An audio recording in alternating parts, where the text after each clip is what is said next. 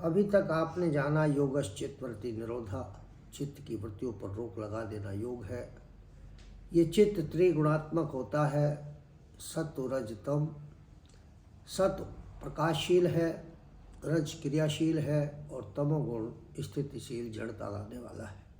ये चित्त 5 अवस्थाओं में रहता है, मूढ़, क्षिप्त, विक्षिप्त, एकाग्र और निरुद्ध। मूढ़ अवस्था में तमोगुण प्रधान रहता है। अभी बताया कि ये जड़ता लाता है, स्थिरता लाता है, आलस, निद्रा, प्रमाद, ये सब इसी के कारण है। रजोगुण क्रियाशीलता है, यानी कि संसार के ऐश्वर्य को प्राप्त करने के लिए जो गति चाहिए वो गति रजोगुण देता है। सत्वगुण हमें निश्रेयस की तरफ ले जाता है, उस परमात्मा की तरफ ले जाता है, भक्ति की तरफ ले जाता है, योग की तरफ ले जाता है, सात्विक कर्मों के लिए दान, दया, क्षमा, सेवा, समर्पण, सहयोग, परोपकार आदि की तरफ ले जाने वाला जो गुण है वो सत्वगुण है। फिर है एकाग्र अवस्था, जब हमारे जो मन है, चित्त है, उसमें जो विचारों का और भावों का तूफान उठता रहता है, उस तूफान पर रोक लगनी शुरू हो जाती है, मन का भटकाव कम हो जाता है योग करने से, तो मन एकाग्र होने लगता है, चित्त की वृत्तियों पर रोक लगने लगती है। और जब ये पूर्ण रूपेण रोक लग जाती है तो निरुद्ध अवस्था आ जाती है। एकाग्र अवस्था में पूर्ण रूप से सत्वगुण प्रधान होता है। तीसरी अवस्था मैंने नहीं बताया, शायद भूल गया, विक्षिप्त अवस्था, मूढ़, क्षिप्त और विक्षिप्त। इसमें सत्वगुण प्रधान है लेकिन फिर भी रजोगुण इसको हटाता रहता है।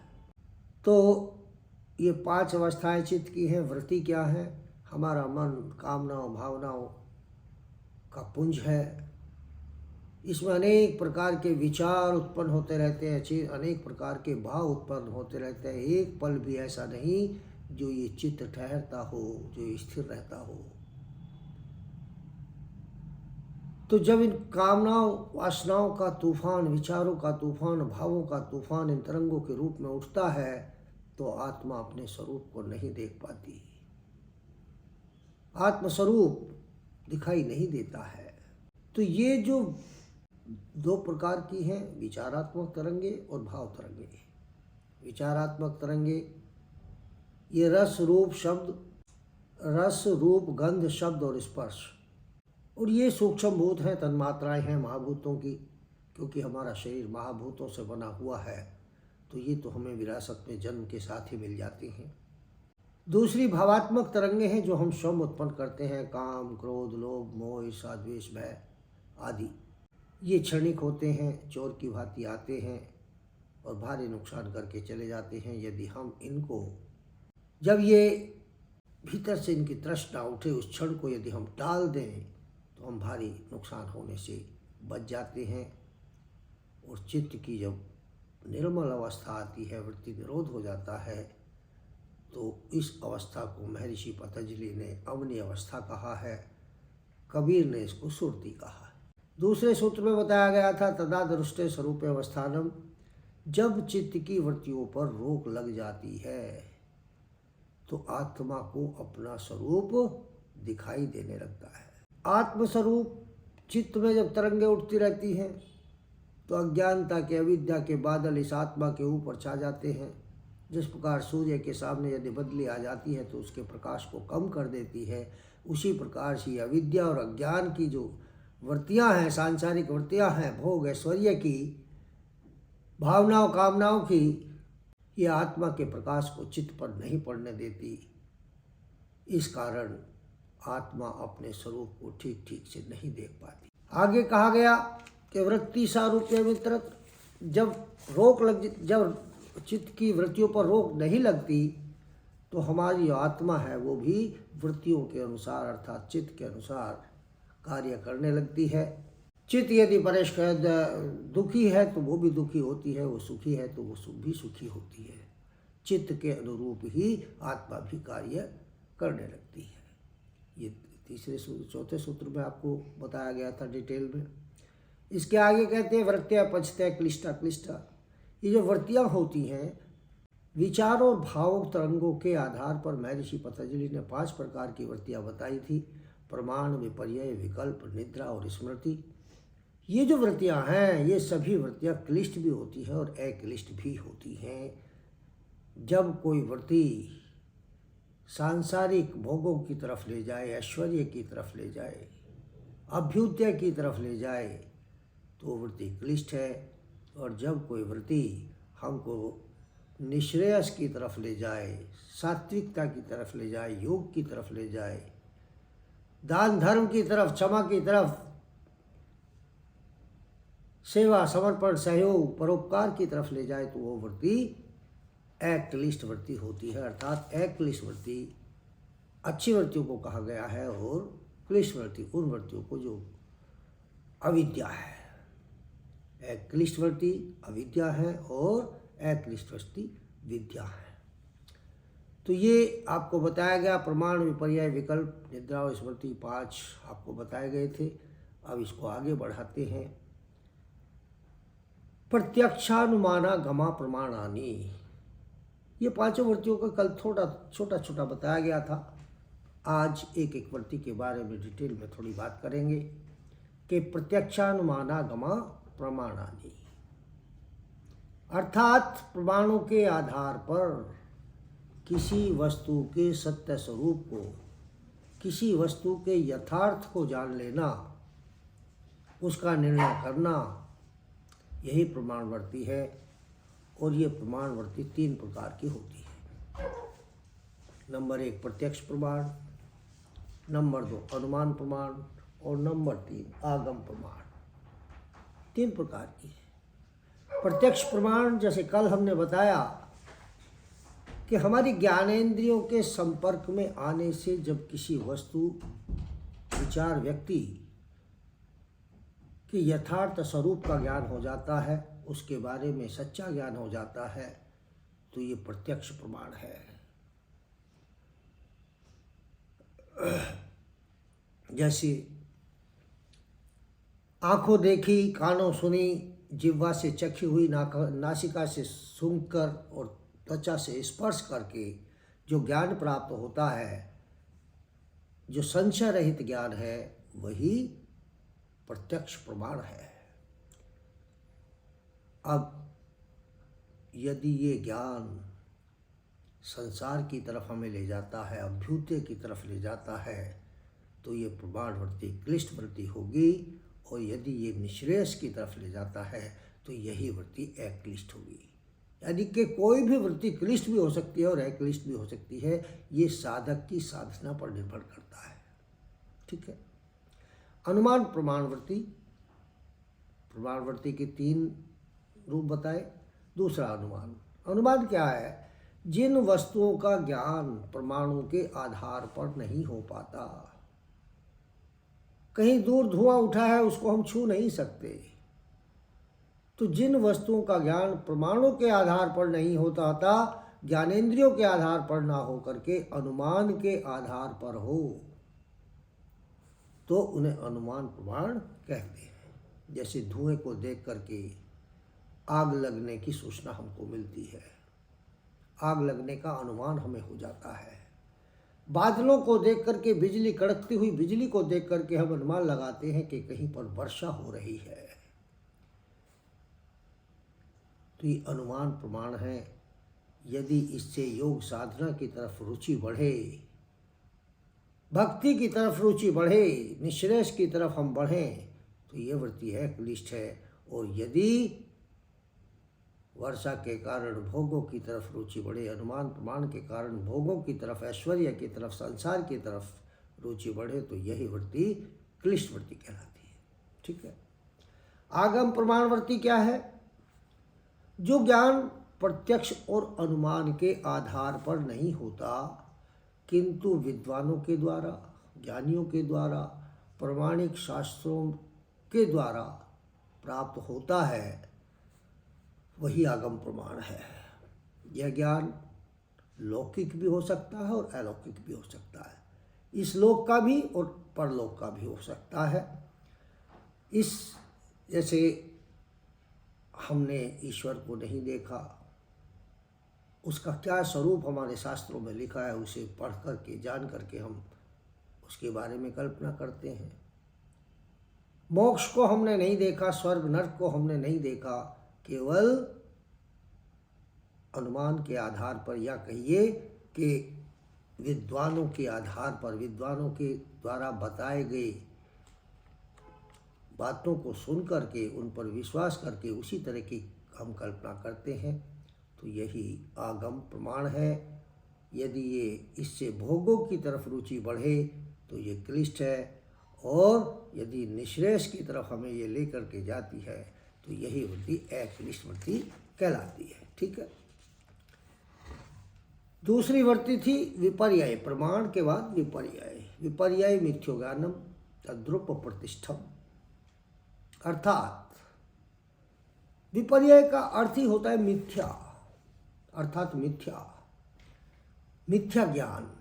मिथ्या ज्ञान जो भ्रम युक्त हो, जिसमें संशय हो, जिसमें पदार्थ के सत्य स्वरूप का ज्ञान नहीं होता जैसा वह वास्तविकता में होता है, बल्कि इसके विपरीत किसी अन्य पदार्थ का ज्ञान हो जाता है। पदार्थ तो कुछ है लेकिन ज्ञान हो जाता है, किसी अन्य पदार्थ का ज्ञान हो जाता है।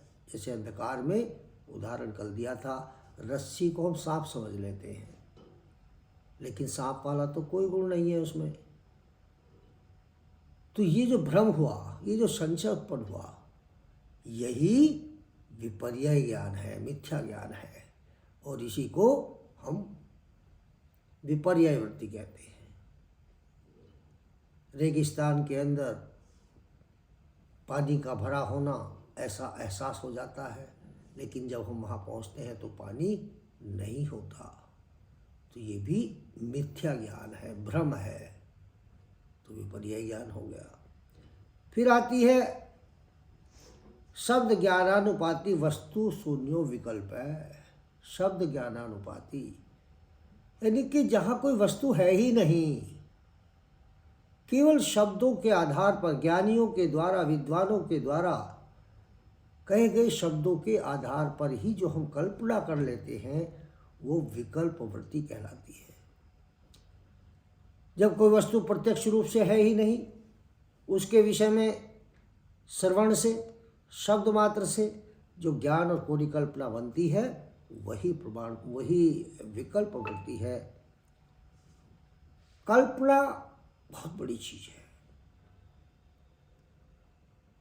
संसार में कुछ भी निर्माण होता है, चाहे वो किसी भवन का निर्माण हो, पुल का निर्माण हो, अट्टालिका का निर्माण हो, हवाई जहाज का निर्माण हो, या किसी कविता की रचना हो, यहाँ तक कि घर में आप भोजन बनाते हैं तो उसकी पहले मस्तिष्क के स्तर पर कल्पना करते हैं। हर कार्य संसार में दो बार होता है, एक बार वो मस्तिष्क के स्तर पर होता है और दूसरी बार वो धरातल पर होता है। तो ये कल्पना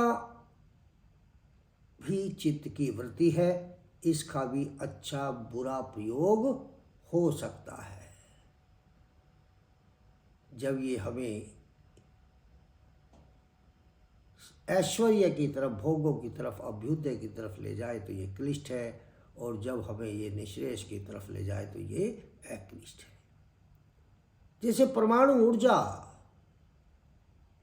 जब ये किसी को मारने के लिए, संसार को मिटाने के लिए बनाई जाती है तो ये क्लिष्ट वृत्ति है, और जब यही परमाणु ऊर्जा बिजली बनाने के लिए, कल कारखानों को चलाने के लिए, ताकि लोगों की ज़रूरतों को पूरा किया जा सके, इस कार्य में प्रयोग की जाती है तो यही वृत्ति अक्लिष्ट हो जाती है। चौथी वृत्ति अभाव प्रत्यालंबना वृत्ति निद्रा। अभाव, इसमें जागृत और स्वप्न ज्ञान दोनों का अभाव रहता है, ये निद्रा कहलाती है। अर्थात जड़ता विशेष को धारण करने वाली निद्रा, ये तमोगुण से उत्पन्न होती है। हमारा जो चित्त है वो त्रिगुणात्मक है, तमोगुण, सतोगुण, रजोगुण। तो तमोगुण की प्रधानता होने पर निद्रा आती है। निद्रा अवस्था में तमोगुण प्रधान हो करके रजोगुण और सतगुण को दबा लेता है। तमोगुण की विशेषता है जड़ता लाना, स्थिरता लाना, निद्रा लाना। तो ये निद्रा तमोगुण का भाव है। निद्रा में व्यक्ति को अपने चारों तरफ क्या घट रहा है वो नहीं पता होता, विषयों का ज्ञान नहीं होता, वो पढ़ नहीं सकता, वो कुछ कर नहीं सकता, शव की तरह पड़ा होता है, श्वास चल रहे होते हैं, लेकिन उसके चारों तरफ क्या घट रहा है उसे नहीं पता होता। फिर भी प्रातः उठने के बाद उसे ये ध्यान रहता है कि रात निद्रा अच्छी आई थी या रात निद्रा अच्छी नहीं आई थी। तो ये जो ज्ञान है, ये ज्ञानावृत्ति ही निद्रावृत्ति है। निद्रावृत्ति है। जब निद्रा से जागने पर स्फूर्ति हो, थकावट ना हो, एक बार में सुबह को अलार्म बना तो योग करना है, एक बार में उठ जाए बिल्कुल स्फूर्ति के साथ, तो ये वृत्ति एक्लिष्ट होगी। और जब अलार्म बज जाए इसे बंद कर दें, थोड़ी देर और सो लेते हैं, अभी तो 5 मिनट और, तो फिर ये वृत्ति क्लिष्ट वृत्ति हो जाती है। जब हम थकावट महसूस करते हैं, उठने के बाद भी उठने को मन नहीं करता, सजगता नहीं रहती, तो यही वृत्ति निद्रावृत्ति कहलाती है। अंतिम 5वीं वृत्ति क्या है? अनुभूत विषय संप्रमोषा स्मृति। अनुभूत विषय, पहले अनुभव किए हुए विषयों का पुनः स्मरण हो आना। पहले अनुभव किए गए विषयों का पुनः स्मरण हो आना स्मृति है। इंद्रियों के द्वारा, मन के द्वारा अनुभव किए हुए विषयों के संस्कार चित्त में पड़े रहते हैं। जब हम किसी भोग को भोगते हैं, चाहे हम आंखों से भोग रहे हैं या ज्ञानेंद्र, किसी भी ज्ञानेंद्रिय से, क्योंकि भोग का साधन ज्ञानेंद्रियां हैं, कर्मेंद्रियां हैं। जब हम किसी विषय को भोग लेते हैं तो उससे मिलने वाला सुख तो क्षणिक भर का है, परंतु उस सुख की जो उससे मिला हुआ सुख है, उसकी स्मृति हमारे मन और मस्तिष्क में रहती है, जिसके कारण जब कोई विषय ऐसा आता है तो उस भोग की हमें तुरंत स्मृति हो आती है। मान लिया आप कहीं पहाड़ी क्षेत्र में घूमने के लिए गए, वहाँ आप अपने अच्छे दृश्य देखे, अलग तरह के पशु पक्षी जानवर देखे, अलग तरह के भोग पदार्थ देखे, तो जब कभी भी पहाड़ों का जिक्र आएगा तो आपको स्मृति हो आएगी कि वहाँ ऐसा ऐसा था, बिल्कुल ताज़ी हो जाएगी। तो यही स्मृति है। मनुष्य संसार में रह कर के अच्छे बुरे कर्म करता है, उनके विषय में सोचता है, जिनका गहरा अनुभव होता है, और वो संस्कार बन जाता है। ये संस्कार चित्त पर स्थायी रूप से पड़ते हैं, जिनका प्रभाव अनेक जन्मों तक रहता है, जब तक कि इनका भोग प्राप्त न हो जाए। तो अच्छे बुरे मिश्रित ये तीनों प्रकार के संस्कार हो सकते हैं, और इनकी कभी भी स्मृति आ जाना, इस जन्म की तो आ जाएगी, पिछले जन्मों की तो नहीं आएगी, लेकिन उनके संस्कार तो हैं। कई बार हमको ऐसा एहसास होता है कि ये तो जगह मैंने पहले कहीं देखी है, लेकिन देखी नहीं होती, वहाँ गए नहीं होते, तो पूर्व जन्म के किसी संस्कार का प्रभाव होता है। तो ये आपकी स्मृति हुई। चित्त पर पड़े संस्कार जब जागते हैं तो उन्हें ही स्मृति कहते हैं। ठीक है, तो ये 5 वृत्तियाँ हमने आपको बताई।